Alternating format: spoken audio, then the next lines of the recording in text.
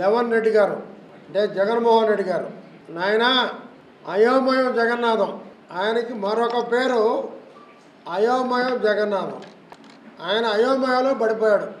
అతనికి ఏం అర్థం కాని పరిస్థితులు అయిపోయాడు. 2019 ఎన్నికల్లో అమరావతి రాజధాని అని ఎన్నికలకు వచ్చాడు. ఆయన కట్టలేకపోయాడు, బాబు గారిని వ్యవస్థ కడతానని. 19 నుంచి 24 వరకు 3 రాజధానులు అని చెప్పాడు. విశాఖ, రాయలసీమ, అమరావతి, ఒక దగ్గర శాసనసభ, ఒక దగ్గర హైకోర్టు, ఒక దగ్గర సెక్రటరియట్. మరి నాకు తెలిసి చరిత్రలో తుగ్లక్ ఒక రాజధాని మార్చాడు. మరి ఈయన 3 రాజధానులు మారుస్తూ వచ్చాడు. ఈయన ఏం తుగ్లక్ కనాలో, ఏం పిచ్చి తుగ్లక్ కనాలో నాకు అర్థం కావట్లేదు లెవన్ రెడ్డి గారిని.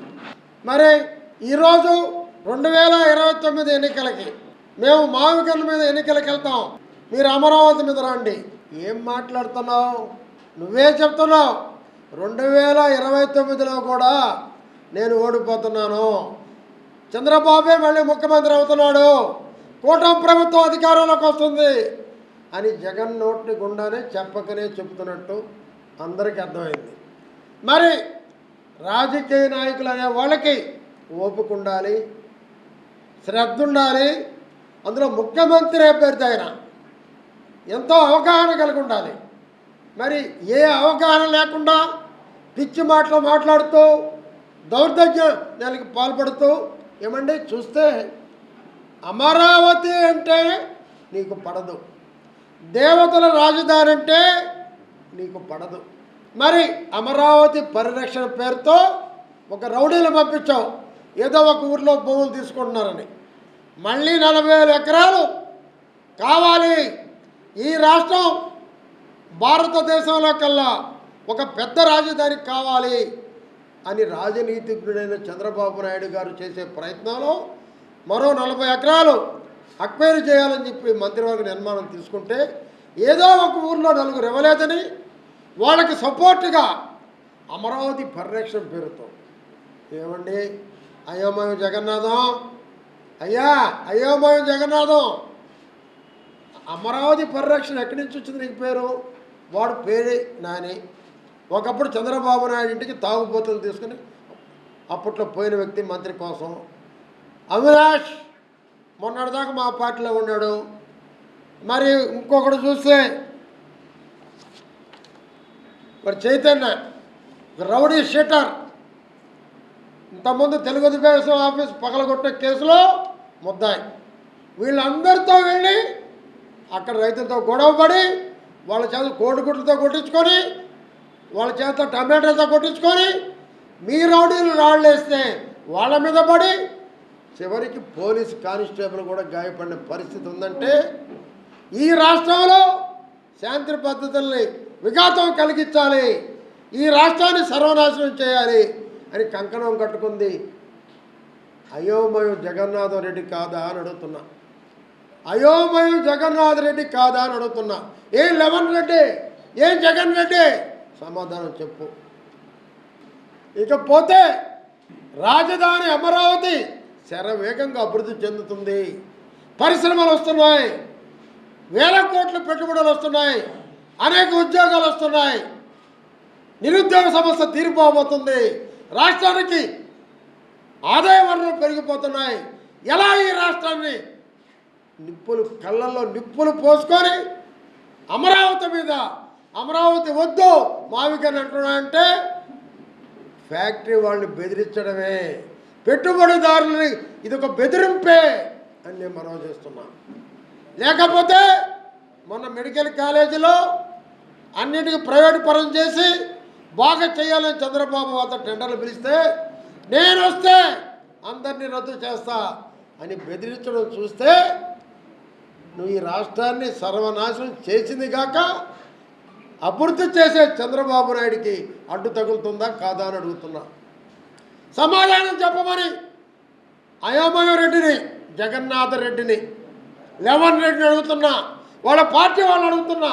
దమ్ముంటే సమాధానం చెప్పండి. మీ హయాంలో ఒక్క ఫ్యాక్టరీ విశాఖ కాదు, అమరావతి కాదు, నెల్లూరుకి అడుగుదాం.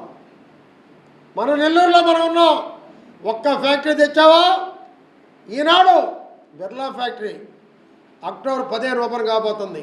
నిన్న ఒక ఫ్యాక్టరీ, అదే రకంగా ఎన్నో ఫ్యాక్టరీలు నెల్లూరు రాబోతున్నాయి. చంద్రబాబు తోటి లోకేష్ గారు, పవన్ కళ్యాణ్ గారు కలిసి కూటమి ప్రభుత్వం బ్రహ్మాండంగా ప్రయత్నిస్తుంటే, జనాల్లో హర్షాతిరేకం అవుతుంటే, ఈ రాష్ట్రం సర్వనాశనమైన రాష్ట్రాన్ని రక్షించేదానికి చంద్రబాబు పూనుకుంటే, మరి నీ ఉద్దేశం ఏంది అర్థం కావట్లా. నువ్వేమైనా తెలివిగల వ్యక్తి అయితే ఒక్కసారి ముఖ్యమంత్రి చేశావు, 2 సార్లు ఈ రాష్ట్రానికి ముఖ్యమంత్రి అయిన రాజశేఖర్ కొడుకు నువ్వు. పార్లమెంటులో అన్ని పార్టీల మద్దతుతో చట్టబద్ధత అమరావతి కల్పిస్తే నీ పార్టీ తప్ప, 1, 2 ఉండాలి, నీకు ఎన్నో ఉండాలి నాకు తెలియదు, లెక్క కూడా తెలియదు. నీ పార్టీ తప్ప అన్ని పార్టీలు మద్దతు ఇస్తే చట్టబద్ధత కల్పిస్తే దాన్ని మార్చే హక్కు నీకు కాదు కదా, మీ అబ్బతరం కూడా కాదని చెప్పి తెలియజేస్తున్నాను. రాజకీయం అంటే ముందు తెలుసుకో, అభివృద్ధి అంటే ముందు తెలుసుకో, ఆదాయ వనరులు రాష్ట్ర సంపద ఎలా పంచాలో తెలుసుకో. చేత కాకుండా చంద్రబాబు నాయుడు గారు చేస్తున్నారు, అడిగి తెలుసుకో. రాజకీయాల్లో విశిష్ట జ్ఞానం ఇప్పుడు కోల్బాబాక లెవెన్ రెడ్డి, నీకు ఈ రాష్ట్రం డెవలప్ చేయాలి ఏమాత్రం ఉంటే. మరి ఈ రాష్ట్రంలో రూల్ ఆఫ్ ఫియర్ పరిపాలన జరుగుతుంది. అదే జరుగుంటే ఈ రాష్ట్రంలో నువ్వు తిరగలవా? ఈ రాష్ట్రంలో నీ కార్యకర్తలు తిరగలరా? ఈ రాష్ట్రంలో నీ పార్టీ కార్యకర్తలు ఒక్కరింట్లో నుంచి బయటికి రాగలరా అని అడుగుతున్నా. చంద్రబాబు పరిపాలనలో ఎక్కడైనా ఎవరి మీద అక్రమ కేసులు పెట్టారా? రౌడీ షీట్లు పెట్టావా? ఎవరైనా బెదిరించావా? నీ దాని పేటెంట్ హక్కు నీకే. జగన్ రెడ్డి, లెవెన్ రెడ్డి, జగన్ నాటకం రెడ్డి, ఆ పేటెంట్ హక్కు నీకే. దౌర్జన్యాలు చేయాలన్నా, రౌడీజం చేయాలన్నా, అక్రమాలు చేయాలన్నా, దోచుకొని తినాలన్నా లెవెన్ రెడ్డి ప్రభుత్వానికి చెల్లు అని చెప్పి మనం చేస్తూ ఉన్నాం. మరి ఎవరో ఎందుకు? సాక్షాత్ నేనే. ఉదాహరణ, నెల్లూరులో 6 టౌన్లో ఆ రోజు రాముల్ నాయక్ అని ఒక సీఆర్ని పెట్టుకున్నాం. ఆయన ఎంతోమంది మీద అక్రమ కేసులు పెట్టాడు, 307 రౌడీ షీట్లు. చివరికి నన్ను హత్య చేయాలని చెప్పి చూశారు. ఆనాడు నీ ప్రభుత్వం రాముల్ నాయక్ ముచ్చటగా 3 భార్యల భర్త ఆయన. అది పోలీస్ అధికారిగా ఉండి 3 భార్యల భర్త ఆయన, పబ్లిక్గా తెలిసి. ఆయనకు సీఏ. నన్ను కొట్టిన వాడికి కాపలాగా ఉన్నాడు. చావబోయి నా కాళ్ళు ఇరిగిన సంగతి ఈరోజు ప్రజలు మర్చిపోవాలా, నేను మర్చిపోవాలా. అటువంటి పరిపాలన ఇది, దుర్మార్గ పరిపాలన. ఆ పేటెంట్ హక్కు ఒక జగన్ నాటకం జగన్ రెడ్డికే తెలుసు. నీకే ఆ పేటెంట్ హక్కు మాకు లేదని చెప్పి నేను మనం చేస్తున్నాను. మాది స్వచ్ఛమైన పరిపాలన, అంబేద్కర్ రాజ్యాంగం పరిపాలన. నీలాగా రాజారెడ్డి రాజ్యాంగం కాదు మా పార్టీ. మా పార్టీకి ఒక సిద్ధాంతం ఉంది, మా పార్టీకి ఒక విజన్ ఉంది. ఒక రాజనీతిజ్ఞుడు ఈరోజు మనకు ముఖ్యమంత్రిగా ఉన్నారు చంద్రబాబు నాయుడు గారు. ఈ రాష్ట్రాన్ని 30 సంవత్సరాల భవిష్యత్తు ఎలా చేయాలో తీర్చిదిద్దేటటువంటి మహానాయకుడు చంద్రబాబు నాయుడు గారు. ఆయనకి నీకు పోటీ అని అడుగుతున్నా. అవునులే, నీకు గన్లు అంటే చాలా ఇష్టం కదా, గన్లతో నీ రాజ్యం వచ్చింది. మావి గన్, జగన్ గన్లు. నీకు అందుకనే మావి గన్ ఎన్నుకున్నాను. గన్, నీ బతుకే గన్ల బతుకు, మీ బతుకులే గన్ల బతుకులు. మీరా మమ్మల్ని అనేది? మీరా తెలుగుదేశం పార్టీని అనేది? 2029 అంట ఆయన మావిగంతో ఎన్నికలకు వస్తాడు. సిగ్గులేదా నీకు?